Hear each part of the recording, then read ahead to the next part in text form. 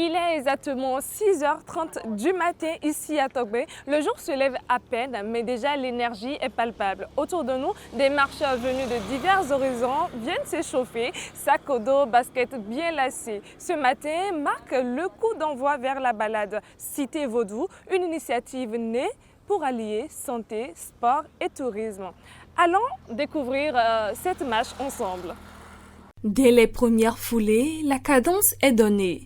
Au fil du parcours, chaque escale devient un moment de respiration, mais aussi de découverte. On échange, on s'hydrate et on se reconnaît à l'histoire et aux symboles du vaudou. Ce qu'on dit là, c'est ce que nos ancêtres ont perpétué de génération en génération, de fil en aiguille, pour que nous on se retrouve à ça aujourd'hui. En vérité, il est important de faire redécouvrir le vaudou aux Béninois. Parce que le vaudou n'a pas besoin d'être valorisé.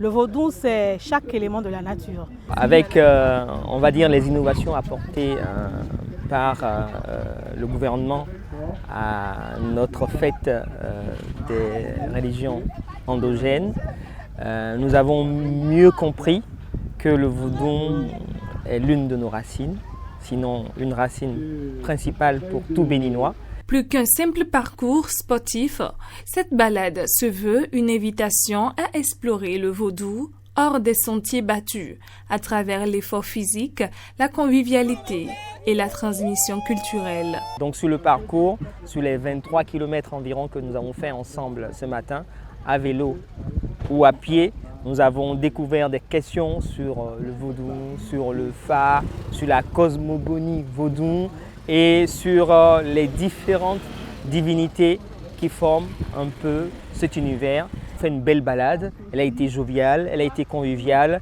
les gens ont transpiré pour la santé et le bien-être, mais les participants ont eu du plaisir. Après 23 km de marche, les pas s'arrêtent ici, à la porte du non-retour, lieu symbolique d'un passé qu'on n'oublie pas et d'une culture que l'on redécouvre autrement.